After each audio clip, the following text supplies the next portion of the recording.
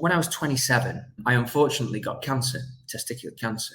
I was kind of like, there's more to life than this. If you told your boss you were quitting tomorrow and said you were going to set up on your own, and you turned around to him and said, if it doesn't work out in 3 months, would you give me my job back? A lot of them have been working at the same place for 10 years. So they go, well, yeah, actually, I do think he'd give me my job back. I say, well, what's your risk then? I was like that for a while. I kind of always knew that I wanted out. I didn't see the opportunity because I was kind of like, well, what would I do? Do you know what I mean? And humans, majority are defined by their external situations, whether it be their friends, their job, their house. They're reinforced daily about who they are based on a lot of external things. It just is what it is. And these nomad type people, and it's good and it's bad, you're not defined by anything but what's in your brain, basically. You're changing the places, the people you're hanging out with, the atmospheres. Obviously you can find yourself this way, what you like, what you really like, not what society told you or how you grew up or cultural programming, etc. But it's a lifestyle that I don't think we're evolved or, whatever you believe in to necessarily handle. And there's issues that arise from it. And you become really selfish. And that is the scary part too, because when you're living on the road, you're not really tied down to anything around you or whatnot. Like, look, no one tells me what to do. I do what I want, when I want, where I want, how I want, with who I want, right? So imagine living that lifestyle for years on end and not developing some sort of selfishness, right? Like, I think these are issues that come about in this lifestyle. Freedom, yes, it's great, but with everything, you pay a price. And my last tax bill before I left was 6 figures. If you're from certain countries, particularly UK and Europe, it's very, very easy to just sort of not pay taxes. Well, I say it's easy. You've got to leave. If you're not from the US, actually, the largest tax haven on earth is the USA. Go to the third world and see what government really is. When it's in your face, it's completely criminal, completely corrupt. I mean, I'm a big, the government is just mafia with flags type of person. Like but method acting, innit? Getting in the zone. You'll be banging your chest soon. Yeah. Okay, hey, back in bold. Another beautiful day in Brazil, Hakuna Matata. Today, we got an interesting Twitter guide. He's been a very nice Twitter friend, and this is rare.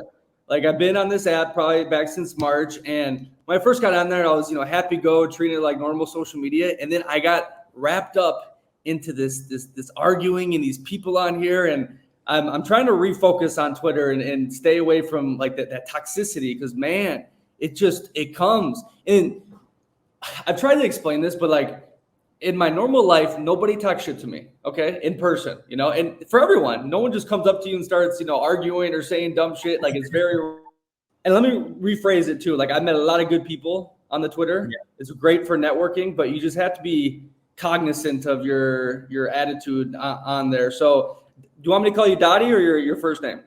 You can call me Daddy. It's okay, mate. That's what most of my friends call me.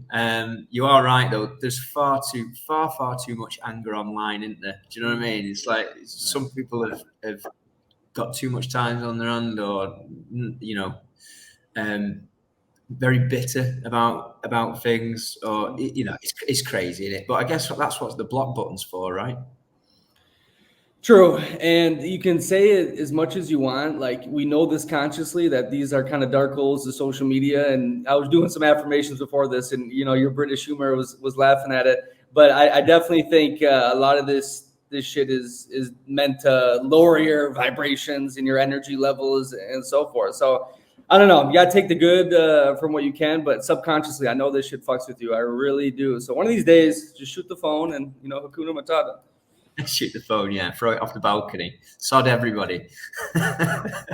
But no, why I want to have you on, though, obviously you're a nice dude. We started, shooting in the DMs, and it sounds like, from what I heard, well, obviously you're from England, and then you did the normal corporate life, I assume quite successful, and maybe something wasn't quite fulfilling, but you became a nomad since like 2018, basically, world traveler. You found a niche online with business. You're kind of living the dream of many. I think of many that are in that kind of corporate rut, are looking obviously for retirement or kind of what's next and going, week by week. But you kind of made it out. Is that fair to say? Or can you give me a synopsis of the situation you're in? I think that, yeah, that's definitely a fair, a fair thing to say. I did kind of manage to get out the rat race. I mean, it took me a long time though. we were talking, weren't we, just before we kind of, came on area, that how I kind of sort of got into the traveling. And I guess for me, it was, I've got family across the globe. So I've got an auntie and uncle that live in Canada. I've got a cousin that lives in Sydney. Got a cousin that lives in Colombia. And when I was kind of in the rat race, if you want to call it, or the corporate world, climbing the corporate ladder, very much kind of used my holidays, maximize my holidays to try and, go to these places. So I sort of split my time between UK, maybe a month in Australia, come home for a few months, do the work thing, disappear to Colombia for a month. And, I think, like one of my cousins that lives in Colombia, he's kind of been doing the digital nomad thing since we were about 21, and I've never told him this, but he was kind of always my sort of, he was like an inspiration almost. I was like, surely I can do this, but he had a different set of skills to me. I'll be honest, I'm not like a web developer, not copywriter or anything like that. Probably my background's recruitment. So I've always dealt with people, kind of, I can sell if the product's right. So it was always kind of waiting for that sort of opportunity. And I think the biggest, and I was very successful in terms of my career, probably from the age of like 29 to about 33. I ended up becoming the managing director of a business. I had the 6-figure salary, the nice sports car. But towards the end, I got to be honest, I was miserable. Yeah, absolutely miserable with it. Dealing with like 30, 35 staff sometimes on a daily basis, it's fucking hard work. It's mind blowing, some of the things that you need to deal with. The biggest kicker for me was, I think when I was 27, I unfortunately got cancer, testicular cancer, right? So kind of, it's not like a switch flipped, but I think subconsciously what happened was I was kind of like, there's more to life than this. Do you know what I mean? There's more to life than getting up at 6 a.m. in the morning, going to the gym before you go to your corporate office job, and getting home at 6:30 at night, and then getting up and doing it again. And kind of, I guess, living for the weekend, because I very much did that for many years. My 20s are hazy because I was just pretty much drunk and for 52 weekends, because that's how many there are a year, right? For about 10 years. And I remember one day I was sat at home, cousin rang me from Sydney, and then I had a conversation with him, and then my other cousin who lives in Colombia, he kind of rang me like coincidentally half an hour later, and he was like, yeah, I'm in Croatia. And I was sat in my front room waiting for a new kitchen to be delivered. And I was like, mate, I had a conversation with myself. I was like, this scenario is fucked up. There's something seriously wrong here. and it was kind of these cultures, these kind of little things, these events, the cancer thing, and where I was kind of like, do you know what? This is kind of not how I want to live my life. I want to be able to travel, see the world, have all the freedom. I'm very successful in terms of finances. Finance is not my driver. Freedom is. Do you know what I mean? That's the one thing that drives me. And then when I was the MD of the job, I kind of let me hop in here. So you had that big scare, kind of, and I kind of woke you up with the testicular cancer. I can't speak today. Jesus. And but you kept going down the same path. So obviously, it motivated you to be the head managing guy and making good money from 27 to 33, right? What it did, first and foremost, what it did is it kind of stopped me messing around. I was kind of traveling a little bit at that time. I'm a big football fan, as you would say, soccer for the US audience. My team's Manchester United, so I was able to kind of go and watch Manchester United play in Europe and away all the time, like pretty much every week. And that was kind of my way of being able to see different places whilst watching something that I enjoy at the same time. So I could visit like 8 or 9 different European cities over course of 5 or 6 months. So I always wanted to travel. I always wanted to see the world, but it was just trying to fit it around everything else. So subconsciously, the cancer scare was like, and my lifestyle, but doing that, my lifestyle wasn't healthy. I was probably like 30 pounds heavier than I am now, drinking every weekend. It wasn't any surprise that, the cancer scare happened to me at the time. So it gave me a subconscious kick to sort of clean up my life, get fit. And then I was like, well, actually, I should start not messing around and be successful at what I'm doing, because we all want to earn more money. The more money you got gives you freedom. Anybody who doesn't tell you that's kind of lying, really, And then, no. Hold on though. You don't agree with that, Nick? This is big debate stuff on these Twitter spheres. And look, I'm not broke. I make good money, and I've came to the conclusion that the peak goal is some sort of solopreneur. You can outsource a lot of different things and pull in a couple $1 million, dealing with as little clients and people as freaking possible. I know people that are making the big bucks, but they're freaking obviously working a shit ton of hours, and they deal with people so much, whether it's employees, these clients, and it sounds like hell. Like, I don't care how much money you have, if you're always dealing with people you don't like, how is that any sort of fun, right? And so I think there's levels to this stuff, obviously, but the key is how much can you freaking make with dealing with as little people as possible, and then when comes the point to cut it off. Obviously, there's the happiness studies with the 80 grand, and your happiness doesn't really increase much, relatively, and so forth. But I think you need more than 80 grand, especially if you're doing the whole family thing and you want, a really, really free lifestyle. But I don't know, man. Like, I see some of these dudes, pulling in 100K a month, but how much is that really taken away from your freedom, right? So, I mean, what do you think on that whole philosophy? Because it's big topic on this little sphere.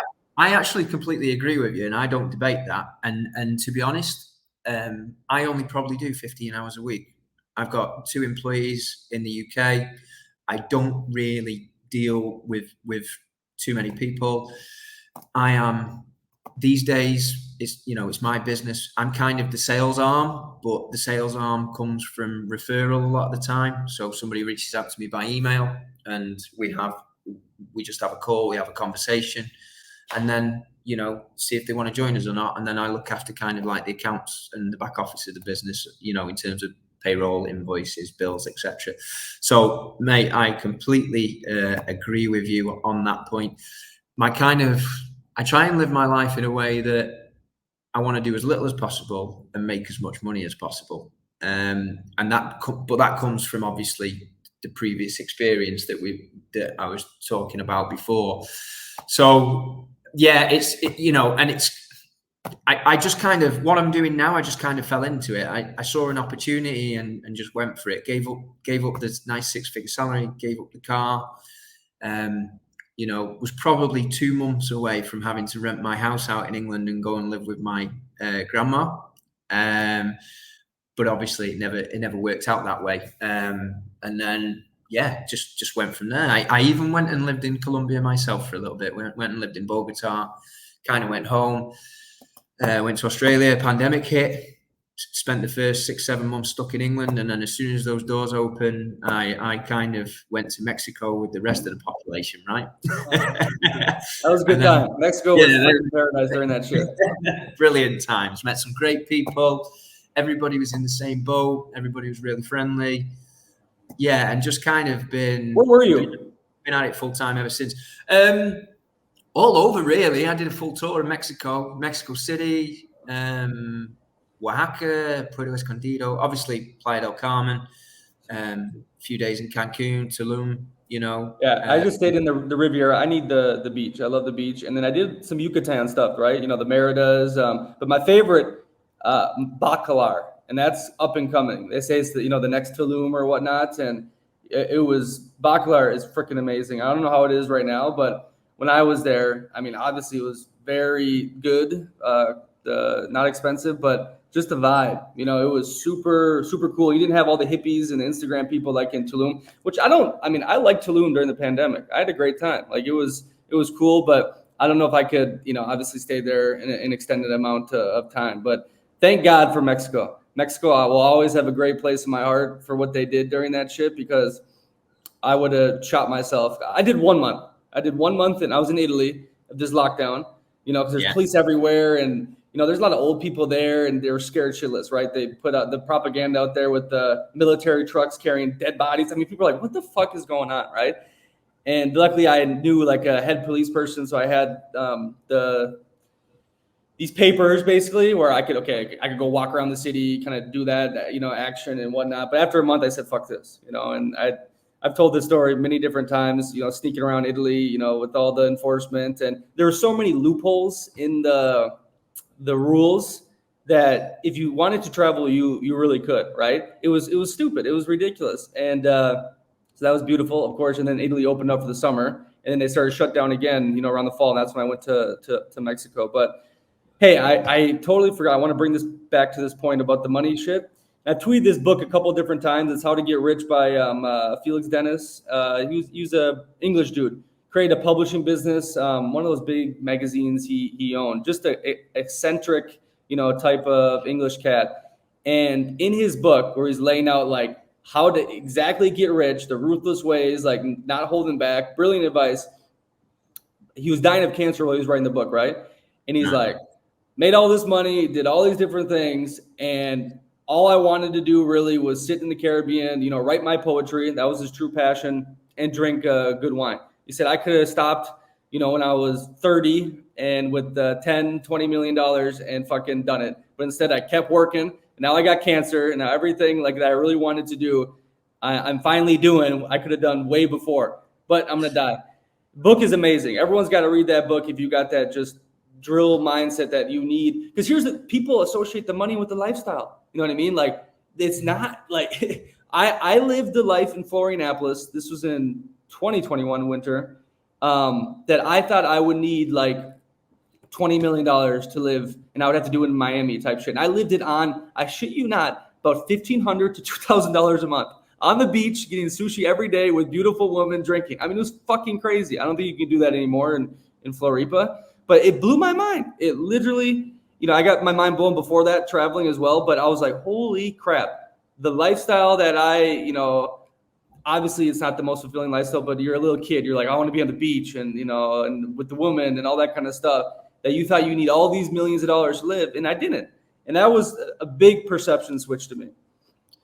Yeah. I mean, life's much better by the ocean for starters. I guess, I think US people have a different perception of things actually compared to people from the UK or Europe in terms of that, especially when it comes to finances, because I mean, I was only in Miami the other week, right? And it's expensive. The US is expensive, full stop. I mean, I lived in New York for a couple of months last year, and I was paying like $10,000 for 6 weeks for short-term rental, but wages in the US are much higher.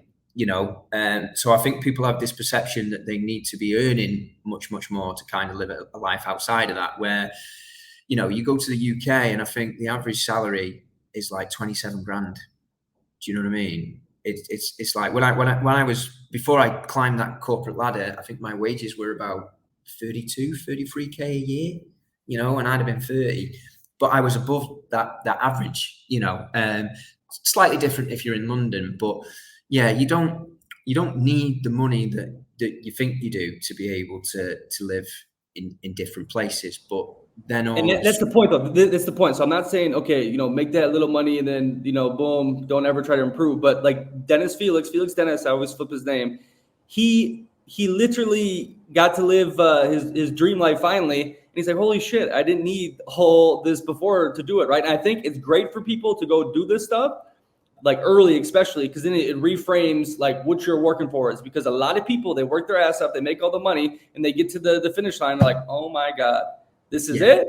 This was the dream. No, of course not. Like it's never, the journey is always the thing. Yeah. And life's too short as well. I mean, prime example, 27, you never know when you're going to get, a health scare or something like that. So, life is basically it's short. You never know when your time might be up. You don't really need as much to get started. The biggest problem for people is taking a chance, right? And I have this conversation with lots of friends back home when they talk to me, kind of thinking about going solo. They think, oh, right, I might set my own business up, and they say, what do you think? And I always say to them, if you told your boss you were quitting tomorrow and said you were going to set up on your own, and you turned around to him and said, if it doesn't work out in 3 months, would you give me my job back? And a lot of them have been working at the same place for 10 years. So they go, well, yeah, actually I do think he'd give me my job back. I say, well, what's your risk then? You got 3 or 4 months worth of money in the bank. What's the problem? There's absolutely no risk. If you don't, all you're going to do is, if it doesn't work, you go back to doing the same as what you're doing now, which makes you the same as everybody else. So, what are you waiting for? But people have got commitments, people have got kids, people have got, mortgages and things like that. And it's just, some people are just not willing to take risks, and no risk, no reward. You don't need as much as you think you do, but the first part is you've got to take a leap of faith, as you would, and not many people are willing to do that. The worst people are the people that are not willing to do it, but moan about their existence every single day. You're like, shut up. You know what I mean? You just need, if you hate it that much, do something about it. And that's the problem with most people. They don't. They just get stuck in a rut with it. I was like that. It's so many. I was like that for a while. I kind of always knew that I wanted out. I just didn't see the opportunity. I didn't see the opportunity because I was kind of like, well, what would I do? Do you know what I mean? And even if we go back to like 2016, remote jobs weren't as prevalent then. Do you know what I mean? There's so much more you could be doing now. There's all sorts of ways of making money online. The problem with that now is that lots of markets are saturated. So it's kind of like, how do you stand out from the crowd? But that's a good thing about this Twitter, though. This Twitter, for the negging I do on it, there's a lot of dudes, like I just said, the Floripa perception breaking, how much money I need. There's a lot of dudes on there that broke my perception about, making 50, 100,000 a month. And now who is telling the truth and who's not? But their ideas, they talk about it too, is the same thing. It's like, you think you don't do it, and then all of a sudden, it happens. And when it happens, you're like, holy shit, that was way easier than I thought. Or, it's just the total perception. Because there's a lot of people making crazy fucking money out there, and it's not crazy to them, right? I have to add, before we get into the niche thing, though, because you brought up the kid part, and the freedom is what you're looking after, or you did and you got it. I think you have to find the purpose, though, too, because all the freedom in the world, and you become hedonistic, and it's not fulfilling whatsoever. I think that is a huge piece to like that. Felix Dennis is the poetry. Like that really motivated him. That really made him feel good. His self-expression, he made money off it too lately, or after he started selling it too. And I think a lot of people in this lifestyle, especially when we're not really tied down or have many roots and so forth, where does your purpose come from, right? And luckily I do this for a lot of my purposes, bold perceptions. I like to create with it, meet new people, networking, inspire, etc. But I'm asking you, so you don't have no kids, right? Like, where are you finding your purpose?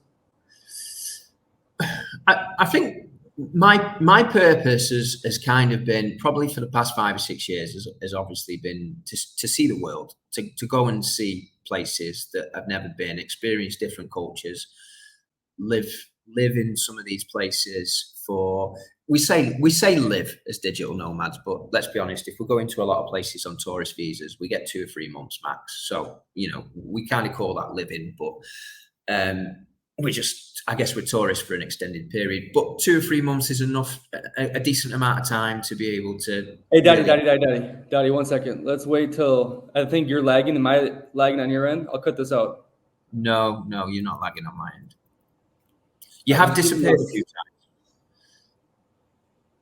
Give it a little second here because I'm getting you lagging. My Wi-Fi shows pretty good, so let's just wait till it clears up on your end. Yeah, my Wi-Fi is showing okay as well. There we go. You're good. You're golden. You were on the digital nomad. We don't really live anywhere. The visas, that type of thing. So we're purpose, right? So I think in terms of my purpose was kind of always for the past 5 or 6 years is when I've had the freedom to just go and see places and see the world and experience as many places as I possibly could in terms of the culture and whatnot, and see some sights. I mean, there are some beautiful places around the world. I mean, you're in Brazil at the moment. Rio de Janeiro is one of my favorite cities. I mean, I think it's fantastic. It's the best for me. It's the best beach city in the world. And I used to think, no, do you not think so? Yeah, I you used to come. think, I love Rio. Rio's amazing, but I'm telling you, you need to come to the Northeast. It is oh, way better. I'm going. Brazil was amazing this summer. I'm going to be in Rio for 3 months, December, January, and February. So I'll come up and see you for a weekend. I'll take a trip up. I'm telling you. But I used to think that about Sydney. I used to think Sydney was the best beach city in the world. You know what I mean? And then obviously I went to Rio, and it's Rio's got the scenery as well. Watching the sunset from Sugarloaf Mountain is just it's fantastic. So all of these things that I kind of wanted to experience. I think now I'm getting a bit older. I turned 40 this year. My purpose has changed slightly. So, we talk about lifestyle, we talk about work, we talk about digital nomads and business. And, I've got my dream lifestyle. I wouldn't say that I've got my dream job. Do you know what I mean? But the job and the business gave me my lifestyle. But given the niche that I'm in, look, business, things change in business. The business landscape changes, right? The top 20 companies in the world weren't the top 20 companies 30 years ago. Technology is changing with AI. There is absolutely no guarantees in business whatsoever, right? And I've been doing what I've been doing in another couple of years for the best part of 10 years. And I'd be absolutely foolish to believe that I could still do it for another 10 years and perhaps something not come along and basically pull the rug or blow my business out of the water, fresh competition. Because, business is a bit like being in the ocean. Everything's trying to eat each other, and there's always a near miss every single day. There's always something, or a rumor. Or one of my biggest things that I've learned is you can't control people. And people will make decisions that sometimes don't benefit you. You might think are stupid, but they're going to do it anyway. So my plan purpose over the next 2 to 3 years is basically to be able to squirrel as much money away as possible. And then once I've hit my target that generates me passive income, then I will sell the business and exit. And then I will concentrate on some things in the background that bring me an income that I kind of prefer, that I find enjoyable. Obviously, that's the point. That's the point. Like if you can love something and make money from it, or like enjoy doing it, or feel you have purpose, from it, you won. Like that is because. Like I said too, like sitting on the beach and drinking with beautiful women every day is not fulfilling whatsoever. It's great, do whatever, once in a while, but actually being creative, I think especially dudes, we need to build, we need to, make something and be something. And if you can do something that makes you obviously fulfilled but get paid from it, you won. And I think a lot of people obviously, they don't do that early, right? So then they get into the ruts and they're doing something just to pay the bills, like you said. But if you can just focus on that, like right away when you're young, try to. And if you need to get the part or the job and then keep doing this on the side till it makes the money, that's the key. This is cliche stuff, but I'm telling you, like that to me, from what I've learned and from the people I've talked to that have made the money or have done successful things in life, that's the only thing that really matters is finding that. Well, obviously the family and so forth, but business wise. I mean, there's no right or wrong time to start anything. Yeah, you can start whenever you want. I do believe though that there is the old adage of like sometimes you do need to get out at the right time. And I even on Twitter the other day I came across like somebody had put a thread on there or a tweet on there that I kind of resonated with me, and I kind of responded, and it was, when you start a business or you set up a business, right? you've got absolutely nothing to lose. It just takes a certain set of skills. It takes drive, determination, and it just takes getting in front of the right people and then getting it over the line and selling it. It takes a different set of skill set once you've got something, and people are coming. Those same people that you were 10 months, 2 years ago, they're now coming for your slice of the pie. And it takes a completely different set of skills to be able to keep a business. Sometimes it takes paranoia. Sometimes it takes second guessing. Sometimes it takes, sometimes it takes like, do I need to do this? Do I need to not? Sometimes it takes going that extra mile to maybe keep a customer happy. And it takes a different set of skills. And I think, and there's another skill is knowing when to get out at the right time if you can exit. Some people might have a business that they never need to exit. I mean, can't see Jeff Bezos ever selling Amazon, can you? Do you know what I mean? What's going to come along and blow Amazon out the water? It never will happen. But for a lot of, I mean, you look at like copywriters at the moment, yeah, and you've got ChatGPT. Most of them at this moment in time are using that probably to their advantage, I would say. I mean, I would. But is there going to be a point where that kind of replaces them? I don't know. They might know. I don't know. I'm just kind of throwing ideas out there. But it's you're kind of looking over your shoulder. And for me, I don't want to do that because that doesn't really suit my mindset, and it doesn't really suit me as an individual. I'm not going backwards. I'm going forwards. Do you know what I mean? There's no point looking back. I'm not going that way. So for me, the purpose now for the next 2 to 3 years is kind of planning to exit. And I'll be 42, 43 and hopefully done. But of course, even then, like you said, still need something to keep the mind busy. Can't completely switch off, because I think sat on the beach drinking cervezas all day will get boring pretty quickly. In fact, I know it will. You know what I mean? All right, amigo. Hey, obviously great advice, but let's get out of the cliche type atmosphere. Let's talk about our personal experiences, relate about it. How we first started getting in contact was you bashing Albania, and I think that is crazy because I had such a beautiful, amazing time there. Not this last summer, the summer before. Obviously, I figured it probably had to do with the insane amount of tourism because that coast is gotten bombarded because the rest of the Mediterranean has gotten stupidly overpriced from what I've seen. I saw my amiga told me there was like $200 shitty rooms on Airbnb in Lisboa. I paid like $20 like 4 years ago, right? So anyways, Albania, it got super populated. Is that the issue, or why did you not like my Albania? Yeah, I think the Instagram influencers have kind of smashed the shit out of that Albanian coast in terms of saying it's like a decent place to go. I guess, I mean, one of the reasons that I went is because of Brexit, because the UK leaving the EU, I'm same as people in the US now, like with the 90 days and 180-day period. And I kind of wanted to stay in and around Europe for the summer. So Albania was that was the reason for going, because it's not in the Schengen zone. But it wasn't what I was expecting. That area of Sarande is very obviously kind of modern and touristy. You have to go outside of it if you want any culture. It didn't really feel local to me. But the beaches are rocky. You could see the sewage in the ocean, so didn't really want to swim in it.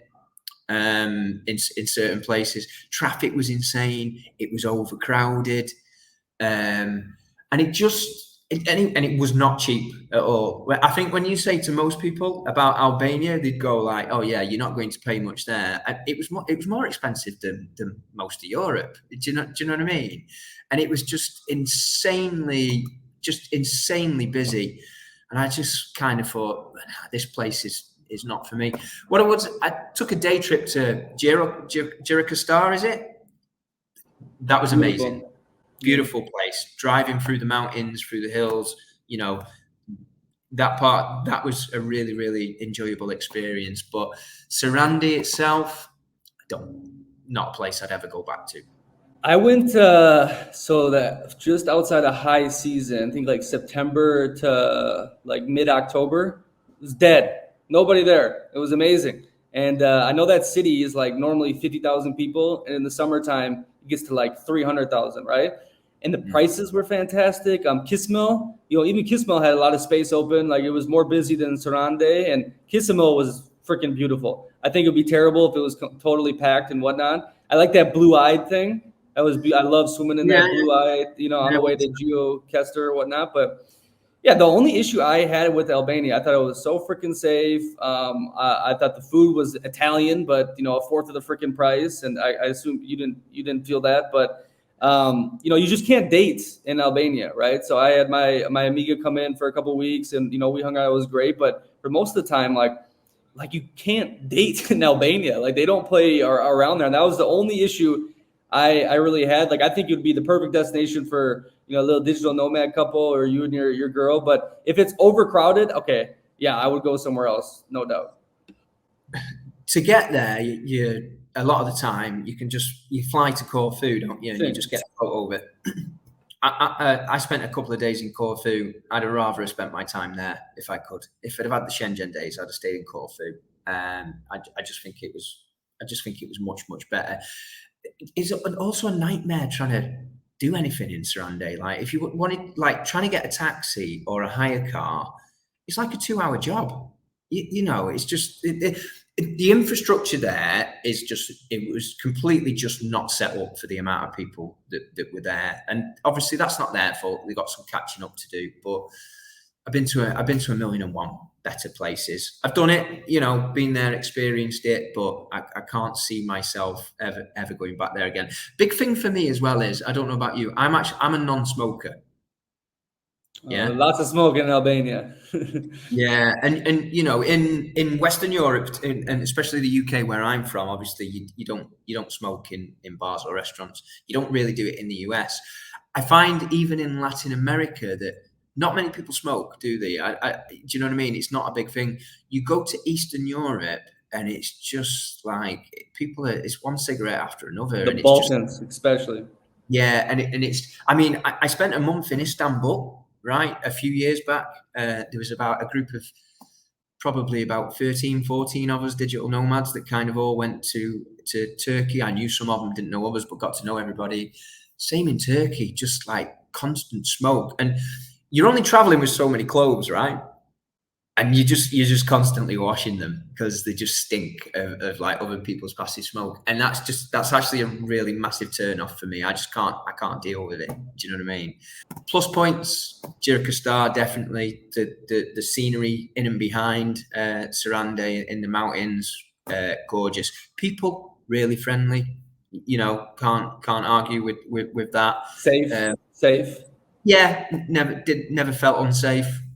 So it's got some plus points. Yeah, I did a vlog. Tirana is not a bad city. I don't know. I was like in a different headspace, and I did a vlog there because that's where War Dogs. They had a scene in Albania. Obviously, Taken has the Albanian thugs that do the kidnapping, and so there was like a lot of perceptions about Albania and whatnot, and I think a lot of them were blown out the water. I think they send a lot of the bad Albanians are in different countries, right? Like they keep Albania safe, but they do some crazy shit outside of it. Their mafia is really strong. But like I did a Tirana vlog and I was ripping it. Like I was just being reckless, and it's not that bad of a city. I don't know why I was such an asshole. And people went after me on Albanians, like to the point, like they have a lot of pride to the point they're like, you better watch out. You'll wake up with like no liver or something, or take out a kidney. I'm like, what the fuck? I'm like, okay, hey, I was, in a certain mindset. I still think a lot of what I said was, poignant. Like it wasn't like completely made up or anything, right? And but yeah, I don't know. I had a great time in Albania. I stayed with this beautiful family. They had, obviously on the hill they have like 4 different levels, right? And on the top was like a cafe. Then the son and his wife, and then the grandma and grandpa, and then they have like a room downstairs. Those 2 bedrooms, like a whole flat thing that I got to stay in, and they were beautiful. They were really nice to me. Amazing views. The views are amazing, no? Yeah. Well, yeah, I had a great time with the views. So you're out there just pissing off whole nations. Is that what you're doing? I don't try to. I be authentic, and sometimes you're in one of those mind states and you're just ripping it, and because it is very like I don't know, it's pretty decrepit, in some places in Tirana. Yeah. Like it's okay. This is third world. Communism did a number on them. I mean, one last thing on that. It's a good spot for people from the US. You can go to Albania and stay there for 12 months. It's great. It's great. I heard that and I was like, that's crazy. Hold on, though. We have to get the niche thing in there. So how did you find this online niche that you're working for 10 to 15 hours a week on? So, I mean, my background's like recruitment. I've always kind of worked in recruitment one way or another, not necessarily always just putting people in jobs, but working for big organizations. And when I was the managing director of a business, I was the managing director of a job search website in the UK. And we worked with Indeed, Indeed.com, obviously the biggest job site in the world. And it was kind of through working with Indeed, we kind of realized how they worked in terms of driving traffic to different sites, or basically just kind of like media buying and how you can make money from media buying. So it was born out of that, really, and that's kind of what I do now. I own a business and we are outsourced Indeed campaign management, and we manage campaigns on Indeed because not many people know this, but Indeed is actually a cost per click, or what you might say a PPC platform. So it's almost like Google AdWords for jobs. So there's tons of people out there that own PPC agencies making money from Google AdWords, and I do the same, but just on jobs. That's it. So basically, you took your expertise from what you did beforehand in the 9-to-5 grind, and you found a way to give some value online, right? I mean, that's basically what a lot of these nomads do. Yeah, I just fell into it. Just basically fell into it. The universe. You're more hippie than you think, British man. Probably, yeah.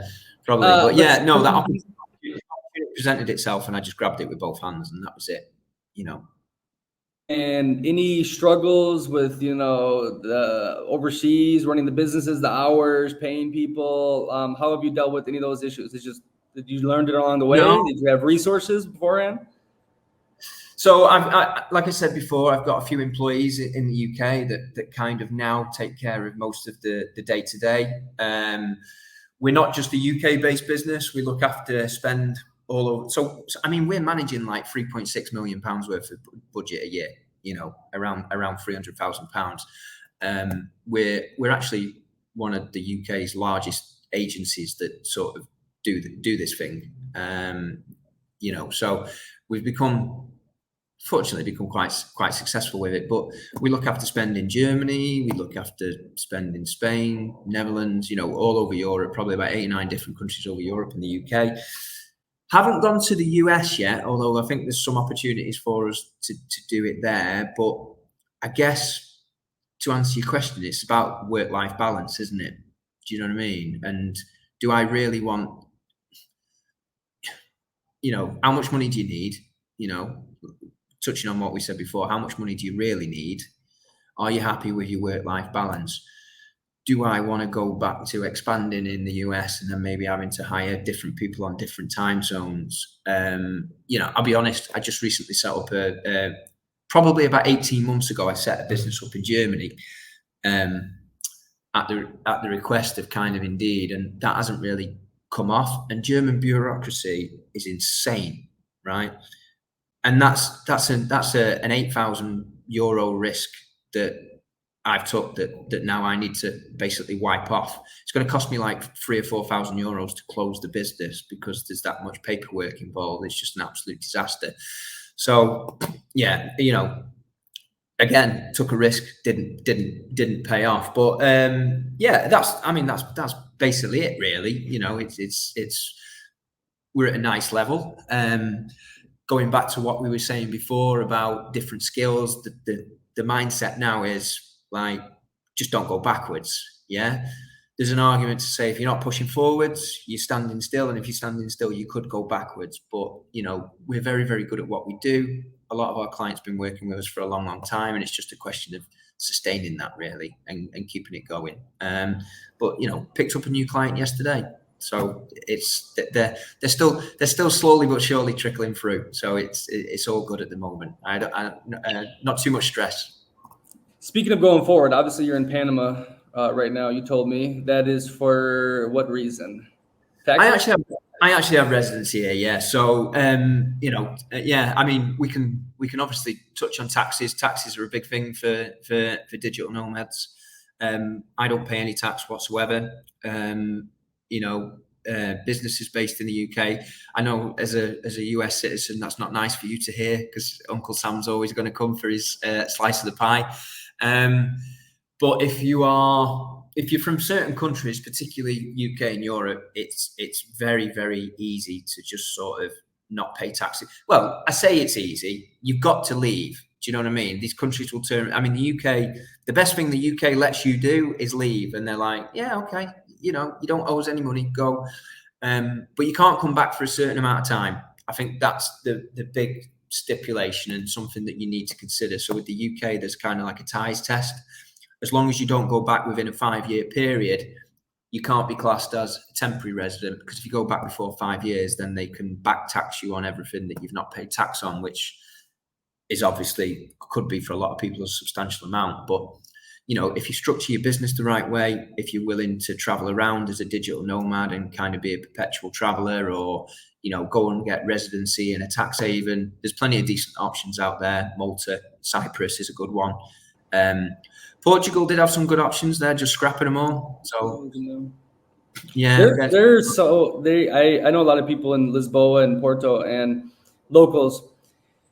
And that government, man, they wanted all that money, from the investors, the people that get the second citizenship, the digital nomads, and they took it and they sold to the people. Oh, but we're gonna, give it to you guys. They didn't do shit. They embezzled all of it, and now they've done this campaign where they blame it all on the nomads and the investors for why Portugal is so bad now, and the cost of living is crazy, and the jobs are terrible. So all the locals totally are bought in. Right? They don't blame their government. No, they're angels, and it's the evil digital nomad, and it's God. They did that. I have a big problem with the government. But speaking of your thing, I'm so jealous of the Euros. Like a lot of them, I remember being in when I first heard this stuff. It was like Rome. I was sitting one of those Egyptian. One of my favorite cities, Rome is. Yeah, I was at a cafe with by one of the Egyptian big hibiscus things or whatnot, and there was this old dude. Like he looked like he was an Italian, and he had the suit on. He was smoking a cigar, probably like 7 years old. And I'm like, I got to shoot the shit with this guy. And to my surprise, he spoke English. And then he broke this all down. Why he spends a certain amount of time in London, Italy, different spots, and pays zero to the government. I'm like, fuck, is that easy for you guys? God damn. It is. I mean, I've still got a home in England because I've owned it for like 11, 12 years. It's still there. I think from April, I get 4 months, so I'm allowed to go spend 4 months at home. I actually like to go and spend my summers at home in England. Gives me an opportunity to see family. And then obviously I've got Europe on my doorstep. Paraguay is a big one at the moment. Paraguay seems to be is the new sort of tax haven. You can get. I mean, if you're not from the US, actually, the largest tax haven on earth is the USA. So if you are not a non-American citizen, you can set up a US LLC. Okay, if you're doing business in the US, you can set up a US LLC. Pretty easy. You can do it online, or find somebody to do it for you for $400 or $500. You can use that business to basically invoice out of. Everybody pays you into that, and then you basically use that as a pass-through entity, and then send the money to somewhere else, whether that's Paraguay, Uruguay. You could do it for Panama. The problem with Panama is it's blacklisted for a lot of other companies because of its countries because of its reputation. I actually don't need Panamanian residency to be tax-free. I just need to not be in the UK. However, governments like the UK equivalent of the IRS is the HMRC, right? They don't know what a digital nomad or a perpetual traveler kind of is yet. So, their first question is, well, where are you? a resident of. And to get residency here in Panama at the time was like $3,000 or $4,000. So, compared to tax, minimal. So I just did that. So if they ever ask, I can just go Panama. And I have to spend like 2 days here every 2 years. And I think with Paraguay is probably the same. So that's a big one. So if you're European, the US LLC Paraguay route is great. Or just leave. You just got to leave. You just got to leave your country. Obviously, that's not feasible for a lot of people. So you've got then you're looking about a tax structure. But my advice is, everybody needs an accountant. If you've got a business, everybody needs an accountant. If you haven't got an accountant that's actively trying to get you to structure your business in a way that pays less tax, get a fucking new one. Do you know what I mean? Because even if you live somewhere, there are ways and means of reducing your tax bill. As a US citizen, you've got pensions, you've got 401ks. We've got the same in the UK, stocks and shares, ISAs, pensions. These things all reduce your tax liability. So if you're not doing those things, you should be, because you're just paying money into the system that you don't need to. But yeah, no, I mean, it's a big topic for digital nomads. I've introduced 2 or 3 people that I've met from the UK that are digital nomads, and introduced them to my accountant and said, why are you paying? A lot of people like Bali, don't they? I personally wasn't a massive fan of Bali myself, but Bali have now got a digital nomad visa, 5 years tax-free, is it? You like the island life and you don't want to pay anything, go there. There's a whole community of digital nomads, etc. You'll integrate pretty easily, How did you learn all this stuff? How did you find this accountant? Obviously, for everyone listening to it, we're not the accountant attorney type of people, so you got to do your own research. But of course. How did you get into it? And did you always have this accounting guy, or what? No, I mean, well, obviously a lot of it is just doing your own reading. I mean, when I was living at home in the UK, even when I first started my business, like 2018. Even I had a couple of accountants then, and I was saying to them, like, how do I reduce my tax bill? What can I do? I've got no family. I've got no ties, right? Can I move my business to the Isle of Man, for example? Isle of Man's a small island off the coast of the UK, which is, I wouldn't say it's a tax haven, but you pay far less tax there than you would in the UK. So, and then in the end, I was kind of it was me that was bringing all these ideas to my accountant. And I was a bit like, why am I bringing you? Why am I saying, check this out, check that out? Why do you not know this stuff? Yeah. So, and a lot of it came out about the pandemic. Even though I'd been traveling, I guess I'd not officially left the UK. And obviously when I got a new accountant, and I said to him, I'm going to Mexico because I'm not spending time here in COVID. And then whilst I was in Mexico, he was like, are you having a good time? I said, yeah, I'm having a blast. And he was like, are you coming back? And I said, no, I don't think so. And he went, great, because now you're not going to pay any tax. And I said, okay, what do we need to do? And he said, just we'll fill in a P11D for you. It's just a form, and we'll tell them you've gone. And that was it. That's how easy it was. I just had to fill in a P11D and just leave. I know some countries have an exit tax, like Canada. You want to leave Canada? They're like, oh, hang on a minute, you got to give us some money to leave. How fucked You're talking up about is that? renouncing? No, or no, not talking about renouncing your citizenship. Obviously, I'm still a British citizen. I'm still a British passport holder. No, the exit tax. Oh, like, I think for Canada, if you tell them that you're no longer going to live there, they're like, well, you have to pay us a tax to leave, which some countries are like that. It's mental, A lot of governments have you by the balls. And the strange thing is, when you go around the world and you go to places like Singapore and Dubai, Dubai's another one, although they've just introduced a 9% tax rate. Yeah. You come to places like Panama. I haven't been to Paraguay yet. Don't know whether I ever will, but people go to Paraguay. These countries operate fine without you having to pay any tax. They operate fine. And there are countries out there, UK, like they want 45%, 50%. My last tax bill before I left was six figures.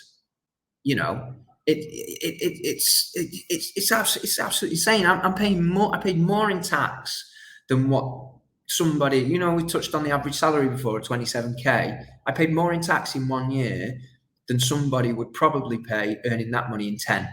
I think entrepreneurship and business should be encouraged. I'm not saying that nobody should pay any tax, really, if they have to. But you know, even if we look at Portugal with the NHR program that they're just scrapping now, even 4 or 5 years ago, it would have been for me to say, well, actually, I'm paying 45% in the UK. I can go to Portugal and pay 20%. I'd have, if maybe the pandemic had not happened and I'd not disappeared to Mexico somewhere, maybe I would have done that. Maybe I'd have just moved to Portugal and just paid 20% there, because that's far better than what you're paying. Because governments don't care about you, don't care about you as an individual. Do you know what I mean? And you know, trust me, I don't even want to get started on this government thing because I can't stand government. The only time I've ever seen it work, and the only time I would be happy to pay tax is if I was living in Denmark again, because in Denmark you get shit for your tax money, and they do an amazing job with, if you don't even work, you get paid, the healthcare, the schooling, you know, it's clean, it's safe. And Scandinavia is the only place I've ever seen it work. Now, obviously, it's also fucking cold. It's also cold. Exactly. Yeah, most expensive places in Europe.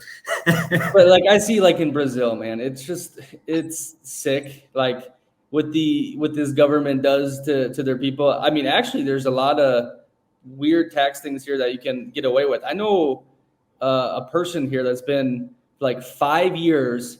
And he has got a lot of buddies. I don't know if this is legal or not. They said if the money doesn't touch a Brazilian bank account, Hakuna Matata. So all their money is in, you know, the USA bank account or somewhere else, and they stay here year round, right? So they have citizenships. They did the real estate thing, you know, so forth. There's so many games, but like obviously as an American citizen, you know, you don't want to fuck with the IRS, right? Because of course they don't care. They don't care about the top dogs because, like we saw, obviously, even with the Trump stuff, the really rich people in the USA, it's just like everyone else. It's a tax haven. They have so many different freaking loopholes and trust and banana stuff. It's you that is going to pay for the rich and to the poor, you know? So yeah, it's a dirty game. The top 1%, they're all on campaign donations, aren't they? They're all on government and campaign donations, so they get special privileges. You know, but it's not even the top 1%. The top 1% is like $400,000-$500,000 a year in the USA. It's like the people that are like 20 plus million, you know, type. They don't do shit with taxes. You know, they don't. Well, I mean, it's everyone. The 1%, the 400. Here it is. It's like the average guy making $50,000 a year to, like, you know, the guy that made the small business, he makes $2 to $3 million. Or the manager, you know, making $1 million a year. They pay for everyone in the USA, literally everyone. Yeah, and you know, and then people scream tax the rich, and it's like, well, you can't tax them. You'll never tax them. Yeah, they either leave or they have all the little systems in place. Exactly, they've got the structures in place, which means it's outside your jurisdiction, or like you've just said, I've got enough money I can leave. So like fuck you, basically. You know what I mean? If you wanna take all of that money off me, I will just go elsewhere because I've got the means and everything to live where I want. It is kind of like the middle and lower classes that are obviously paying those taxes into the system straight from their wages as soon as they get it, that are propping those systems up. But I mean, I don't want to get in like political debates and things like that, because it just comes down to an opinion then, and you know, everybody's got one, so, and everybody thinks theirs is right. But you know, these top politicians, I just said then, you know, they're not paying taxes because they're making campaign donations, or so they're getting special privileges. The politicians that come into power, do you not think like the giant oil companies and all of those big corporations up in the world are not greasing their palms at some point? You know, there's certain environmental campaigns, but you know, BP or Shell, all of a sudden, oh yeah, you know, well, don't do that. And then once your tenure's over, you can come and be a spokesperson for us, or we'll give you a job on $1 million a year, because it's nothing, is it? It's peanuts. So it goes on. At Panama, there's just been riots here. Because they're There's a copper mine here, a huge copper mine owned by a Canadian company that has had revenues of over 64 billion or something, and only given 67 million of that back to Panama. Or that contract's been re-signed at 257 million, but the president of Panama is no longer here and turned around yesterday and said it's a good deal. I mean, where do you reckon he is? Probably got Canadian citizenship out of it, hasn't he? Do you know what I mean? It's at the end of the day, right? Everybody needs to do what's right for you and what's best for you, right? Nobody really gives a shit about you.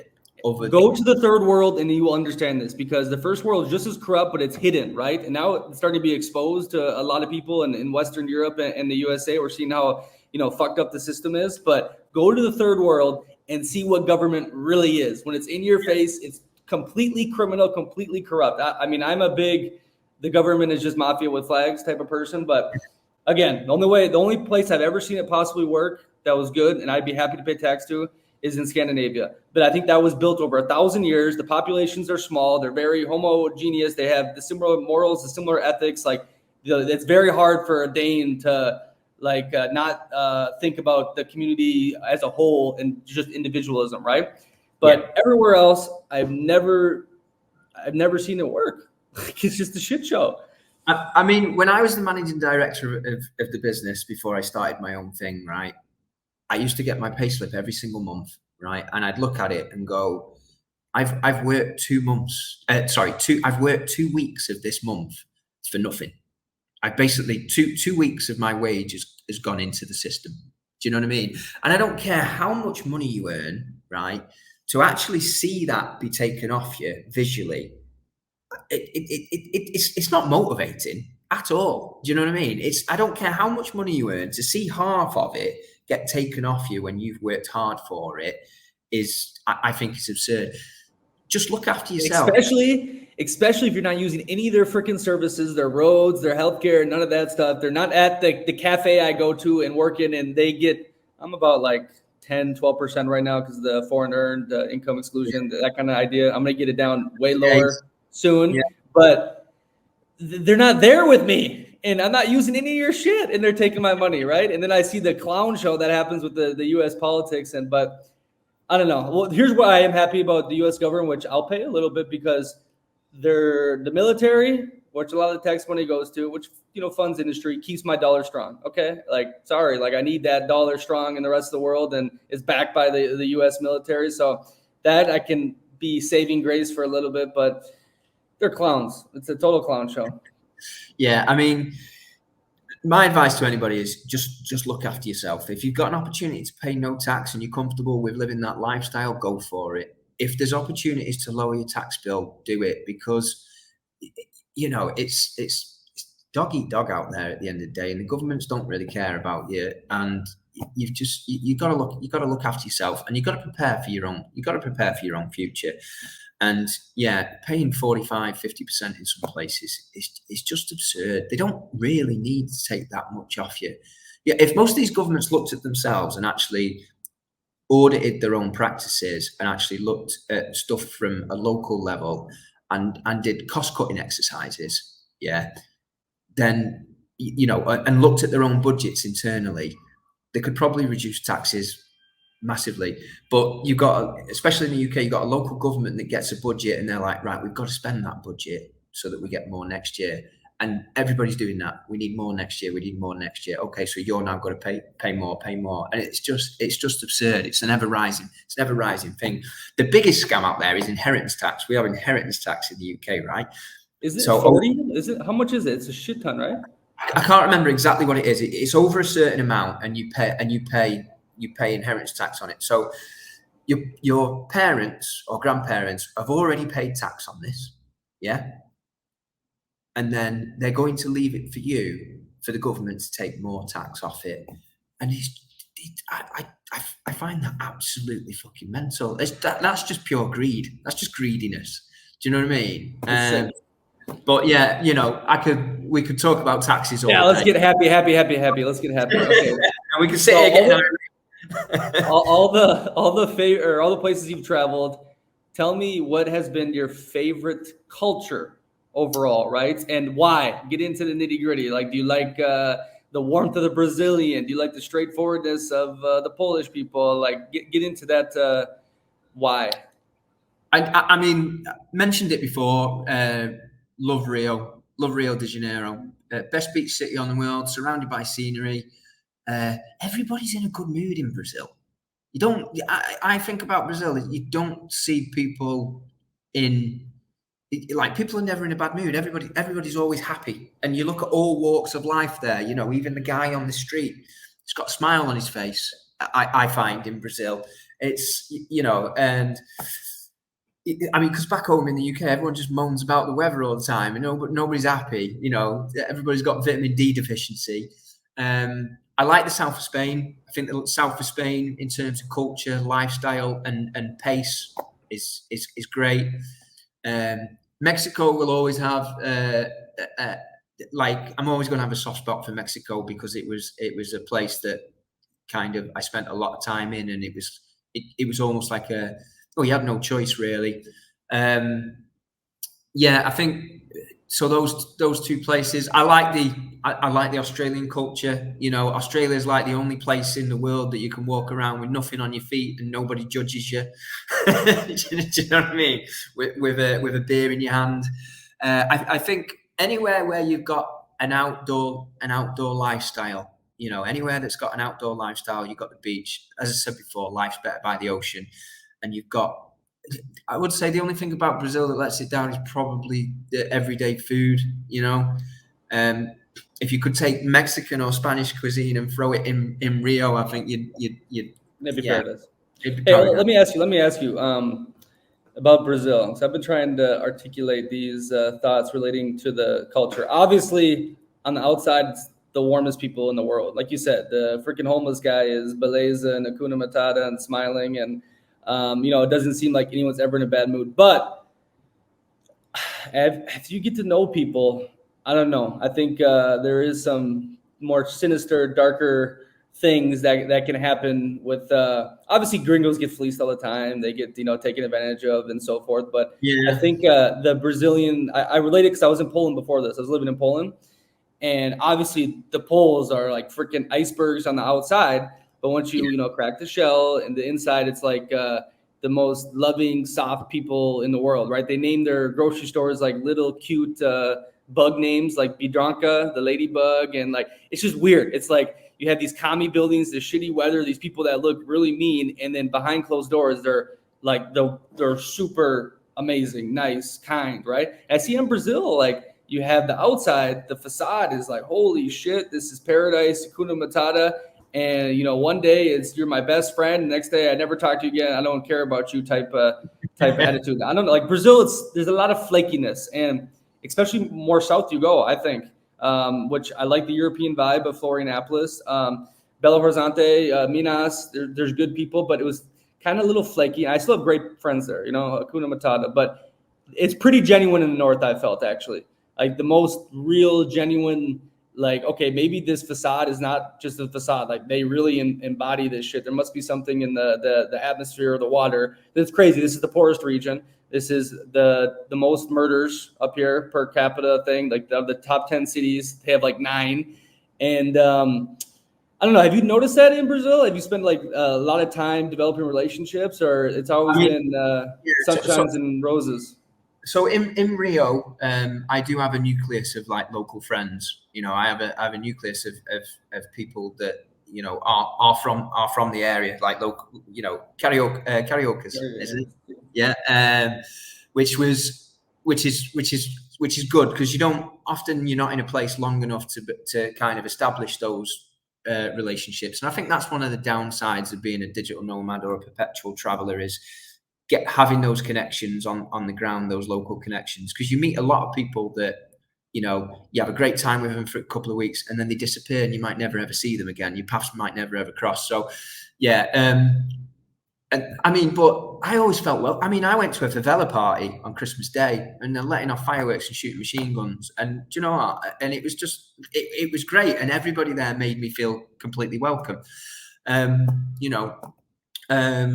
So I never really felt that in Brazil. I think I would say the one place where, and I've lived there, you know, I've lived in Bogota and my cousin lives in Medellin, but I think Colombia at this moment in time with the scopolamine epidemic that's going on is the one place where you really feel like you've kind of got a target on your back and you've got to have your wits about you. Do you know what I mean? Yeah.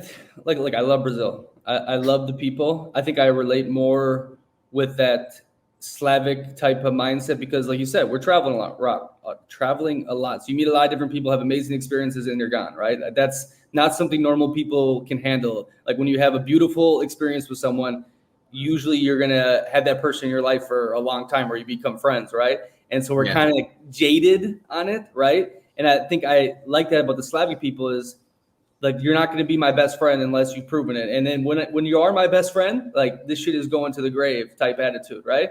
And I wish they would smile more, the Slavic people, you know, on the street, like every once in a while, because you're crazy if you do. But in Brazil, it's like, fuck, I can't be everyone's best friend. And this is like the amiga, you know, the girl I'm seeing when we first started talking, was every freaking day, Bom dia, how are you? Are you doing amazing? I'm like, whoa, it's like you got to slow down here, right? And it's just like, this is our culture. That's because you're also used to having your own space. That's one that is the nomad, the freedom thing, yeah. Yeah, you know, one of the good things about being a digital nomad, a perfect reason why I'm in Panama City at this moment in time, because I've just been partying far too much. I have been partying far too much and drinking far too much and eating far too much over the past 4 or 5 weeks, and I need a break. So I know I come to Panama City. It's not excessive in terms of partying and whatnot. I can just hunker down, do some work, get the gym, go out running, get fit, you know. But so you've got that, but we're also kind of used to being on our own quite a bit. So like, I think too much too soon is sometimes like, whoa, you know, relax a little bit. Do you know what I mean? So I completely get where you're coming from in terms of that. And I always related to like the point you brought up about, you know, meeting these people and then you don't develop the local connections because you're leaving, and it's nice when you do. I've gotten over it because obviously I got pretty sad at multiple points of, you know, living this life that I don't think is normal for a lot of people to, you know, meet so many people, have so many great moments and be gone. Is you just got to reframe it. Like, okay, if I wasn't living this lifestyle, I would have never had this experience in the first place. I would have never even met this person, right? So you have to, you know, say like, okay, you know, I'm grateful, obviously, for this interaction. And if it does develop into something in the future, oh my God, amazing. If not, that's life. You're just living in on fast forward mode, right? Because your grandpa's going to die, you know, your best friend's going to die one day, and you're just doing it in a record pace, right? So, but that's very hard for a lot of these nomadic people. And you got to watch yourself because you could become jaded with it, or like look at things transactionally, or, you know, be sitting there. I wrote a post on this on the Instagram in Palermo, Sicily, 2020.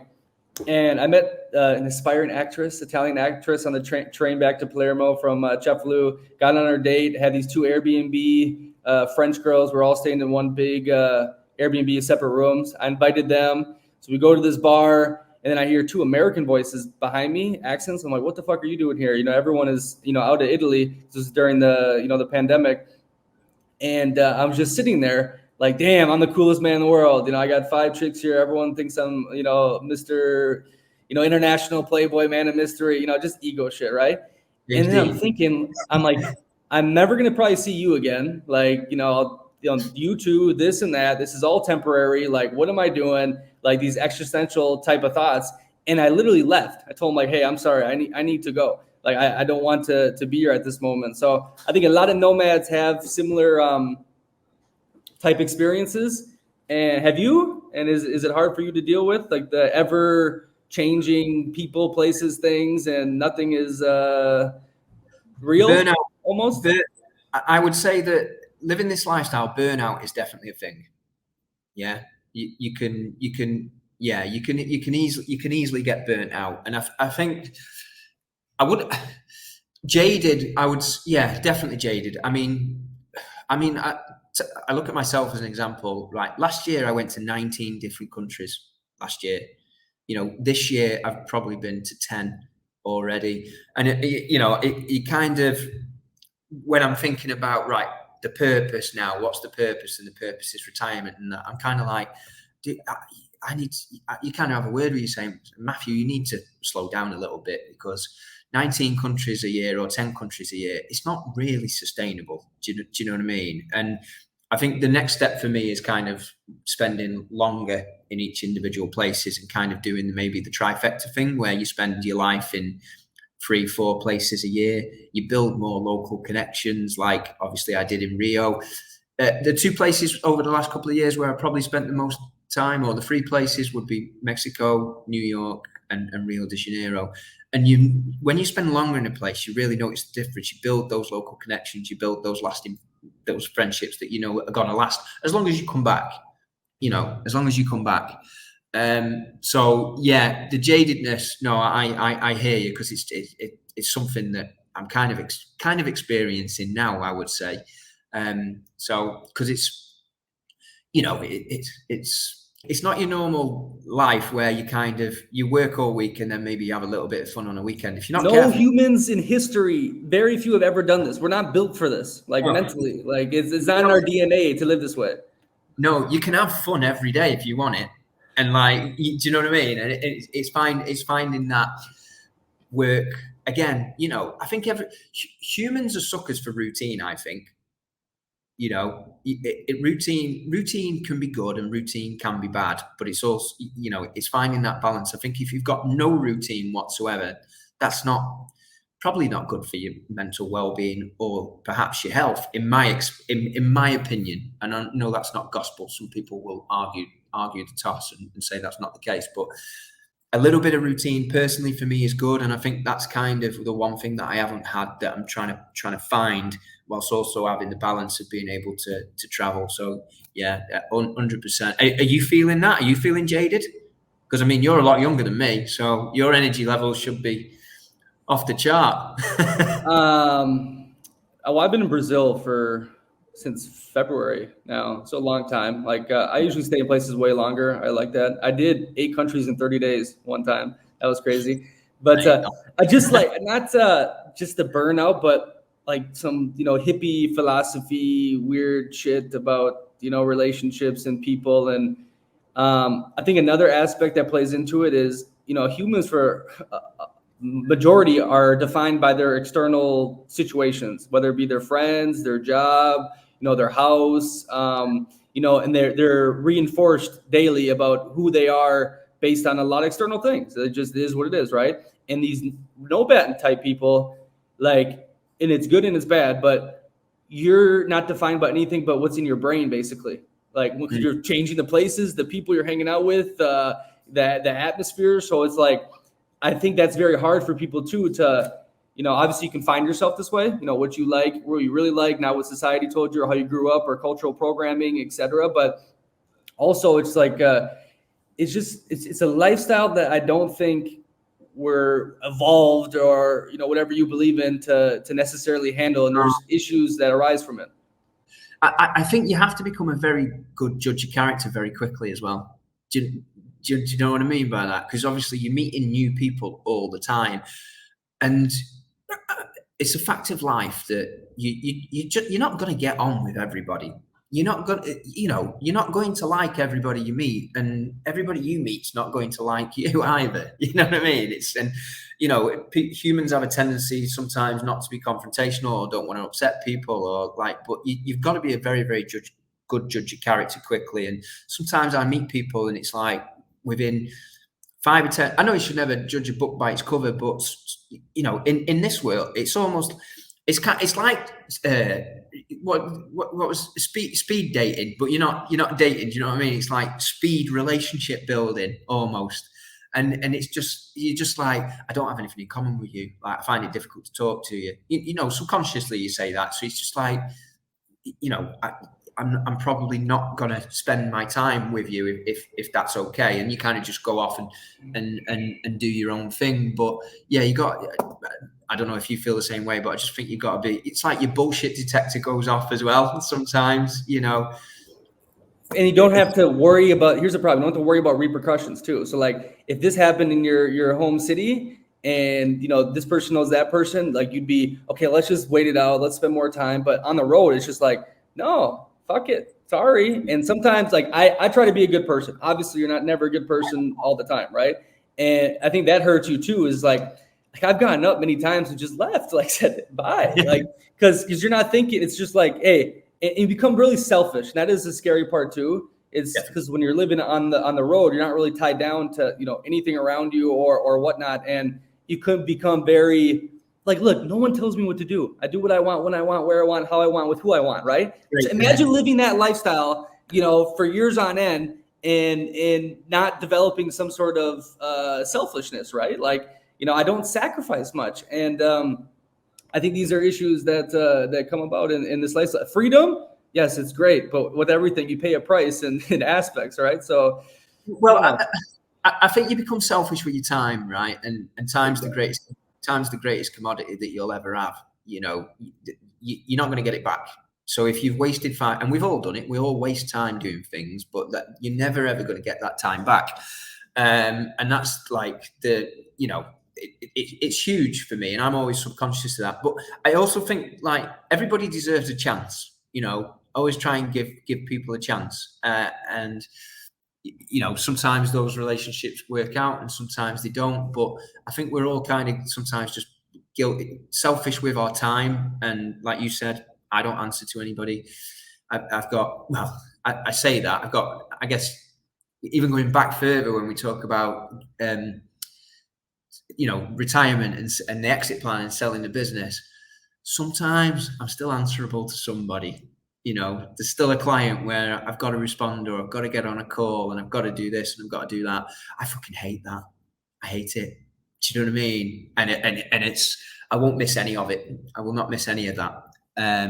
So it's jaded. You also, one of the things about traveling, I think, and meeting people as well, there's a lot of people out there that are just kind of like,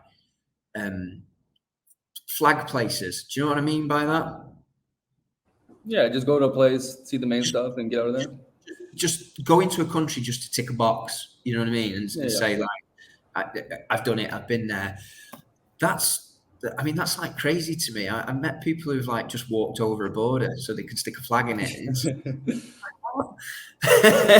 So digital nomads, we come in all shapes and sizes. You've got your digital nomads, you've got your backpackers. You got a lot of your young backpackers. I spent some time in Thailand earlier this year, and I'd not been since 2011. And it was just, I looked around and I was like, everybody's really young. You know what I mean? I'm starting to get that kind of like old, starting to think like an older person, I guess. Like, everybody looks really young and everybody's backpacking. Do you know what I mean? And it was, and I was just kind of like, that's not actually for me anymore. I'm way past that. Do you know what I mean? So you see all sorts. Tiredness is definitely a thing. You meet people from all different walks of life. You hear loads of interesting stories, but there are certain elements of it that kind of, I guess what I'm trying to say is, whilst I love this lifestyle, there are elements of it that you kind of don't like either.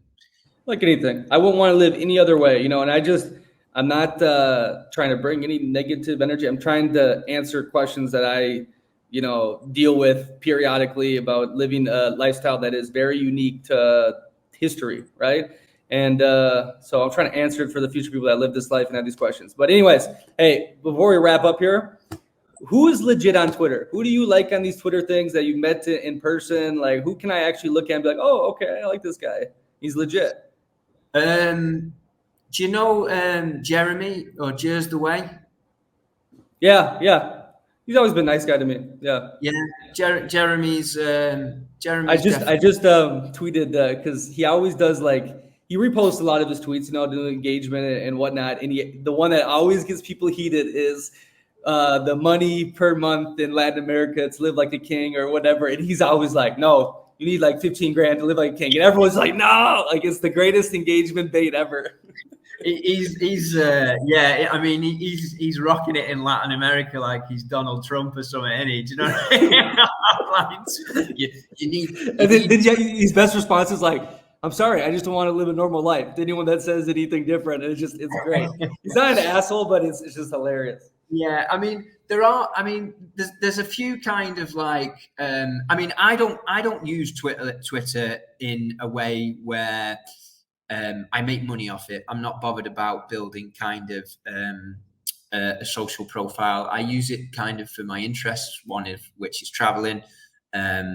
I'm also, one of my sidelines is kind of gambling professionally.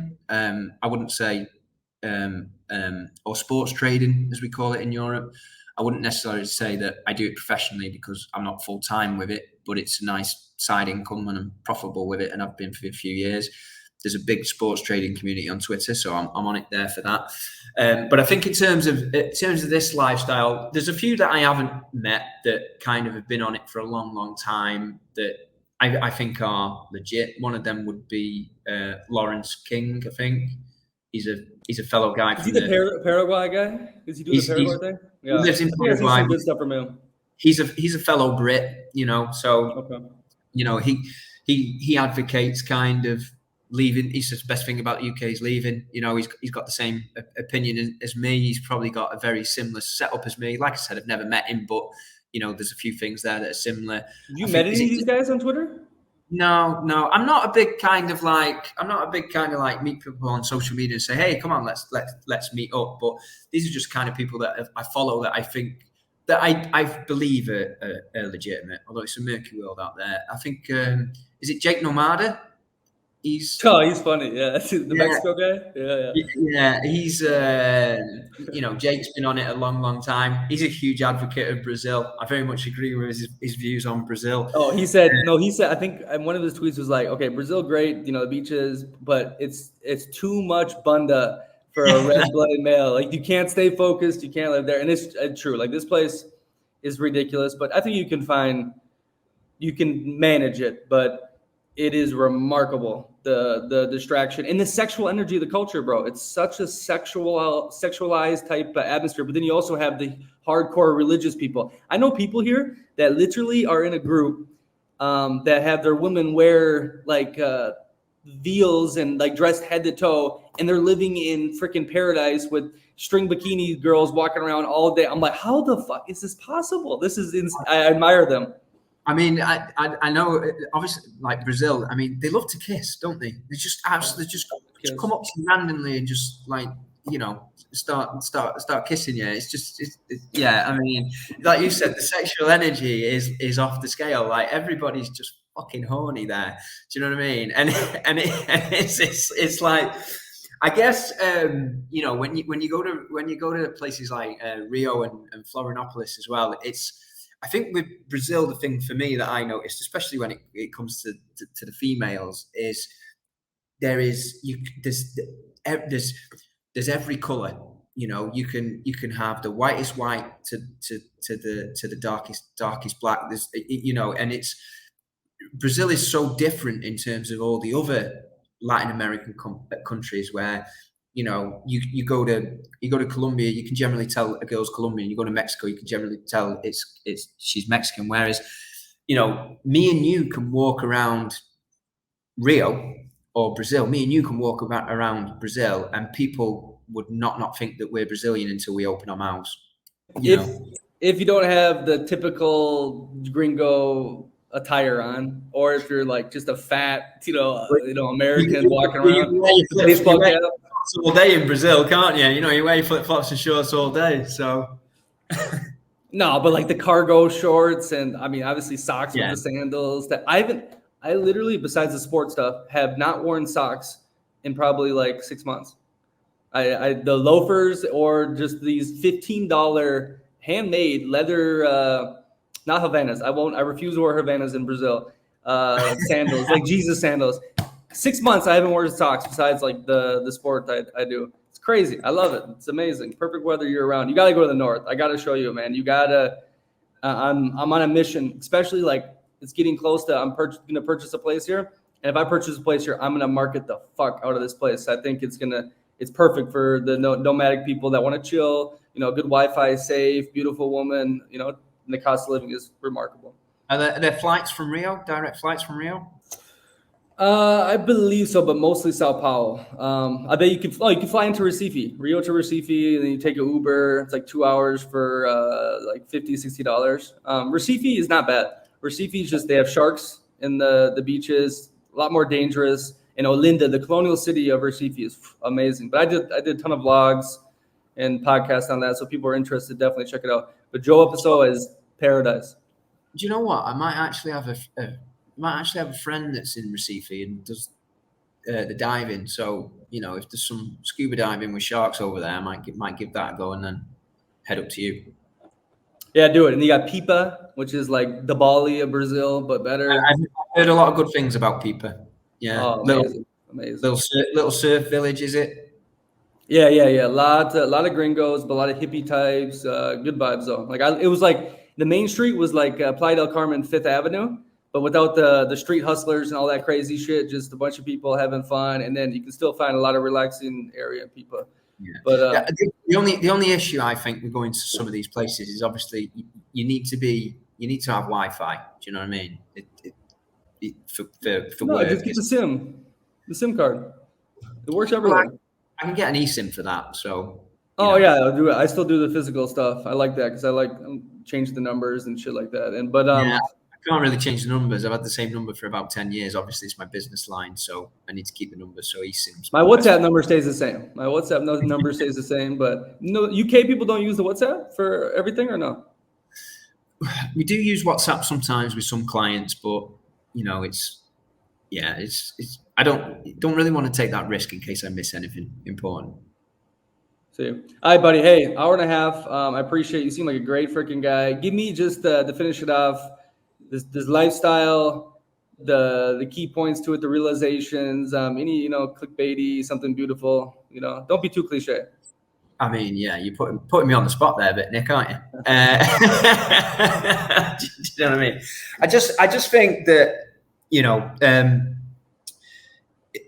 if you're watching this podcast and you're kind of you want to live this lifestyle or you want to give it a go, just don't mess around. I hear a lot of people saying, yeah, I'll work for another 12 months, I'll work for another 6 months. Just do it. Just disappear for 2 or 3 months. Go to somewhere that you've never been before. Get an Airbnb or an apartment or a hotel for 2 or 3 months. See how you like it, and then I guarantee once you're in it, you won't want to go back. You will not want to go back at all. But you've got to take the risk first and foremost, and that's the biggest stumbling block for people. Yeah. What's your worst case scenario? If you don't like it or you run out of money before you get something off the ground, just go get your job back. And then you work your job for another 6 or 7 months, 12 months, and then you give it another go. You just go back to being the same as everybody else. When you put it like that, there is really no risk, is there? There's no risk. Some people are scared of you gave that a go, but you failed. Oh, back are you? You know what I mean? When you work, so fucking what? Just the same as you. Do you know what I mean? What risks have you ever taken?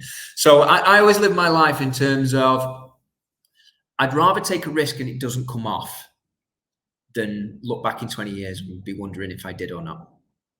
Yeah. Things usually fall in place. That's usually how it works for people. And the universe rewards boldness, pun intended. I always say this: the only time, if it's like, because here's the scariest thing for a lot of dudes is talking to a girl in the streets, during the day, or saying hi, and saying you're beautiful. The only time I've ever felt bad in those situations, if I walk past the girl of my dreams and I don't talk to her. All the times I've been rejected, made a fool, forgot about it, didn't care, felt good I wouldn't approach. But I walk past that girl, I think about it for like an hour, like, fuck, damn, we could have had beautiful babies, we could have lived in paradise, and I was too pussy to do any of that. So that's the same metaphor for what you're saying. And you know what? There isn't a lad on planet Earth, is there, of a certain age that has not done that. There's not one single guy in the world where a girl hasn't walked past them, or if you and not kind of said to themselves, oh, wish I'd have said something. Do you know what I mean? I think that's something that's happened to us all, basically. And that's the same thing with this traveling. Like if you feel the call, if you are anyone interested in it, do not look back in 20 years and be like, fuck, I should have just tried. What was the worst that could have happened? I think that's all you got to do. And it usually falls in place. If it doesn't, you go back home, Hakuna Matata. But I think your perception, your reality, your mindset, your life totally changes when you do something like that. Jump out the deep, jump into the deep end with no life vest, Hakuna Matata. Exactly. Amigo, if anyone wants to get in touch with you, they can. They do it through Twitter or whatnot. They like your vibe. Have a question for you? Yeah, sure. My Twitter hand. Are you going to put the Twitter handle? Yeah, I'll throw it in there. I'll throw it in there. Throw it up on there. Yeah. Anybody's got any questions? Just they can follow me on Twitter, send me a DM, whatever. I'm happy to answer anybody. Happy to give advice where I can. Whatever. Feel free. Beleza, and then definitely come meet up with me. I should be here when you're in Brazil, but I think I need to go to Argentina soon. But we're gonna see. But hey, BA, you going BA? Yeah, I start off there and see where it leads me. But I want to take advantage of that peso shit. I need to eat Italian type food again because, like you said, Brazil, I've gotten better. The North, I like the North food, but I need that great meal, Yeah, I mean, the steak in Argentina is second to none. And obviously, if you're taking advantage of the blue market, it's so cheap. If you don't take advantage of the blue market, it's actually one of the most expensive cities you'll go to. Closest thing to a European city that you've probably got in Latin America, Buenos Aires, it feels very much like Madrid, I think. Yeah, I saw you tweet that actually. Okay, yeah. Beautiful. I gotta say, everyone else, live bold. Ciao, ciao.